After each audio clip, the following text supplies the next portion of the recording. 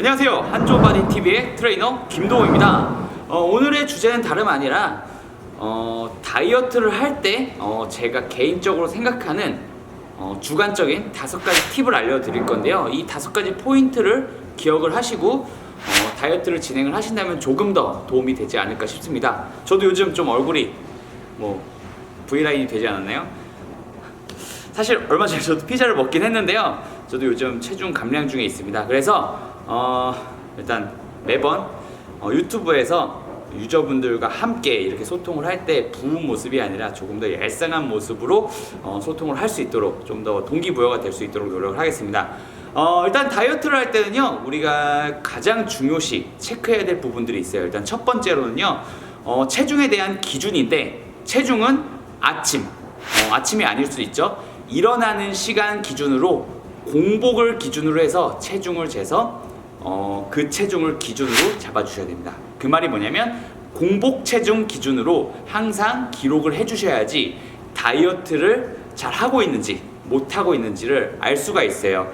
왜 공복 기준으로 해야 되냐면 우리가 하루에 섭취하는 물의 양과 그리고 식사의 양은 다 다를 수가 있고요. 그 안에서도 전해질에 대한 부분도 조금은 차이가 날 수 있고 땀을 흘리는 양도 다를 수가 있어요. 그렇기 때문에 우리가 오전 공복을 기준으로 재지 않게 된다면 오후에 됐을 때 3끼를 먹었을 때 체중을 재거나 4끼를 먹었을 때 체중을 재게 됐을 때는요, 좀 차이가 날 수 있기 때문에 웬만하면 오전 공복 체중 기준으로 다이어트를 조금 더 기준을 잡고 들어가는 게 좋을 것 같습니다. 특히나 음식물이 들어가면 갑자기 체중이 1~2kg가 늘 수도 있고요. 그리고 심한 경우에는 평소에 전해질 수치가 좀 부족하거나 그리고 물을 많이 마시다가 평소에 안 마셨던 분들, 또는 평소에 염분을 많이 제한을 하다가 염분을 많이 섭취하게 됐을 때는 체중 차이가 상당히 많이 날 수 있기 때문에 다이어트 의지에 대한 부분을 상당히 꺾일 수가 있어요. 그래서 가끔 이렇게 말하시는 분들이 계시더라고요. 물만 먹어도 살 찌는 체질이에요 하시는 분들은 보통 물이 문제가 아니라 다른 게 문제일 가능성이 높은데, 평소 먹던 수분 섭취량보다 많아졌기 때문에 체중이 더 많이 나가서 그렇게 말씀하는 게 아닌가 싶습니다. 자, 그리고 두 번째로는요, 어떤 게 있냐면 예전에도 제가 한번 말씀드렸던 적이 있어요.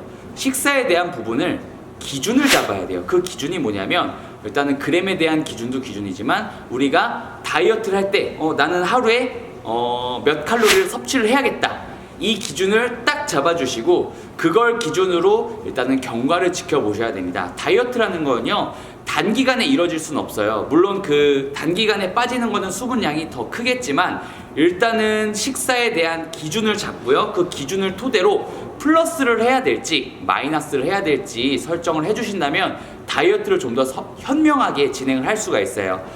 예를 들자면 우리가 한 2400칼로리의 음식을 기준을 잡고 다이어트를 한다고 가정을 했을 때 한 달이 지나도 체중이 안 빠진다고 하면 물론 운동에 대한 부분이 먼저 이상이 있는지 한번 검토를 해봐야 되고요. 그리고 두 번째로는요, 아무래도 식단에 대한 부분이 문제가 있겠죠.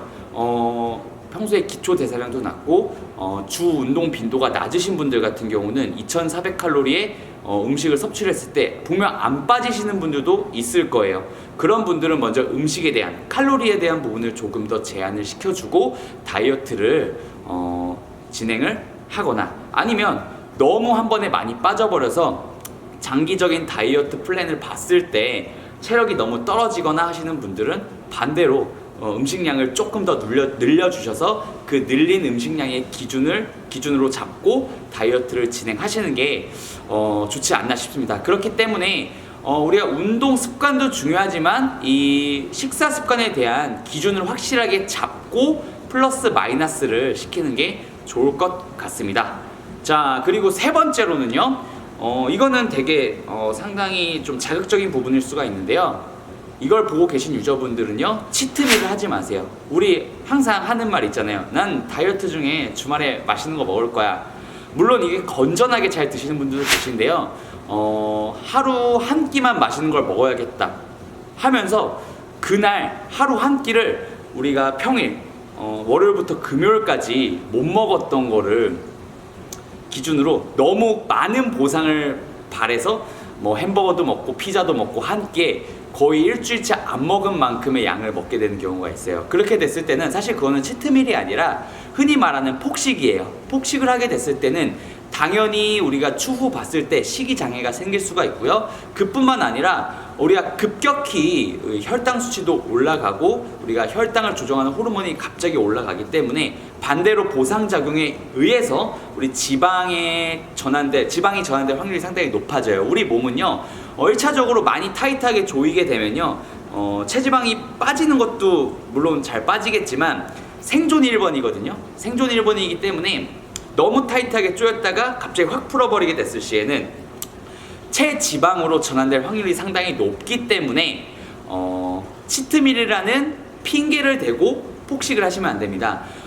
선수들이 하는 치트밀의 정확한 정의가 뭐냐면요 나는 평소에 뭐 닭가슴살도 먹고 뭐 밥도 적당량을 먹다가 치트밀로 그냥 좀 평소보다 더 많이 먹어야지 해서 뭐 밥도 평소보다 100g 더 먹고 200g 더 먹고 하는 걸 치트밀이라 그래요. 그래서 이 치트밀 같은 경우는 뭐 고지방이나 아니면 너무 이 단당에 대한 부분이 상당히 많은 음식군들, 흔히 말하는 정크푸드군들을 먹는 걸 치트밀이라고 하지 않습니다. 그래서 유저분들은 정확하게 잘 판단을 해주시고 자기 몸 상태가 어떤 상태인지 그리고 내가 운동 상급자인지 초급자인지 잘 판단을 해주시고 치트밀도 잘 조율해 주시면 좋을 것 같아요. 하지만 제 개인적으로 성공적인 다이어트를 진행을 하려면 치트밀로 진행을 하는 게 아니라 다이어트 식단도 너무 타이트하게 잡지 말고 어느 정도 루즈하게 잡되 그래도 빠지는 양의 기준으로 잡아서 일관성 있게 꾸준히 진행을 하는 게 좋을 것 같습니다. 자, 그리고 다이어트를 할 때 네 번째 팁, 유산소 운동에 대한 부분인데요. 우리 유산소 운동 굉장히 중요합니다. 우리가 근력 운동으로도, 그러니까 근육 운동으로도 충분히 다이어트를 진행할 수 있는데 그렇지 않은 경우가 많아요. 이걸 보고 계시는 유저분들은 하루 종일 운동을 하는 게 아니에요. 첫 번째로는. 그리고 두 번째로는요, 직장을 다니는, 그러니까 일을 하러 가는 직장인입니다. 그러다 보니까 대부분이 앉아서 업무를 많이 보거나 활동량이 적은 업무를 많이 보게 되는데요. 그렇기 때문에 1차적으로는 우리가 이 활동성이 적어요. 그래서 칼로리 소비가 상당히 적은데 유산소 운동을 단순히 근육 운동 끝내고 단순히 칼로리 소비하는 형태의 유산소 운동보다는요 저는 개인적으로 그렇게 생각해요. 우리가 운동할 수 있는 시간이 한정적이기 때문에 유산소 운동 또한 심박수에 초점을 두고 심박수를 상당히 많이 올릴 수 있는 방향으로 운동을 설정을 해 주셔서 추가적으로도 칼로리를 소비할 수 있게 몸의 대사 상태를 높여주는 운동 형태를 진행을 해주시는 게 좋을 것 같습니다. 심박수가 어느 정도 올라가게 되면요 우리 몸은요 추가적으로 칼로리를 또 소비하게 되거든요. 아마 이 현상을 경험해 봤을 거예요. 우리가 운동하고 유산소 운동하고 딱 씻고 나왔는데도 정말 찬물로 씻고 나왔어요. 근데도 막 몸에 열이 나가지고 막 땀이 몇십 분 동안 지속적으로 나는 증상을 경험해 보신 분들이 좀 있을 거예요. 이런 형태의 운동을 만들어 주신다면 조금 더 칼로리 소비와 그리고 효율적인 다이어트를 하는 데 있어서 도움이 될 것 같습니다. 다시 한번 정리해서 말하자면 유산소 운동은 근육 운동의 연장선이라고 생각을 하셔야 돼요. 근육 운동 때 우리 심박수 상당히 많이 올라가거든요.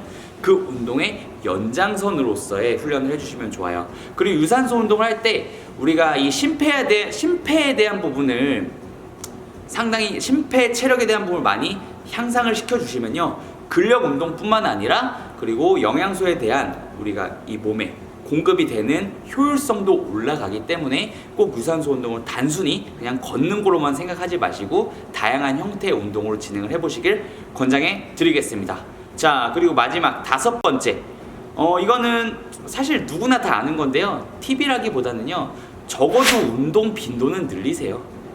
우리 막 주 3회 운동, 그 3회 걷기는 몸에 좋다, 건강에 좋다라고 말을 하는데요 이거에 대한 부분이 제가 왜 짚고 넘어가려고 하냐면 이거는 건강 운동이에요. 건강 운동이지만 우리 다이어트, 체중 감량에 초점을 두신 분들은 물론 높은 체중에서 감량을 하시는 분들도 있을 테지만 체력도 어느 정도 되시지만 체중 정체가 되시는 분들이 분명 있을 거예요. 그런 분들은요, 단순히 운동 빈도에 대한 부분을 늘려주시면 다이어트에 상당히 도움이 될 겁니다. 그렇기 때문에 주 3, 4회 빈도로 운동하시던 분들이 난 체중 정체가 되는데 하시면 단순히 우리가 음식량을 줄이게 되면 아실 거예요. 본인도 아실 겁니다. 내가 이렇게 음식을 줄이니까 되게 불행한데 토끼처럼 먹고 살아야 되나? 이렇게 생각을 하시는데요. 차라리 음식량을 줄이지 마시고요. 운동 빈도를, 그리고 한 번 운동할 때 운동 시간, 유산소 운동까지 포함을 해서 시간을 조금 더 늘려주신다면 조금 더 다이어트를 가속화시키는 데 도움이 될 것 같습니다. 이제 곧 여름이거든요.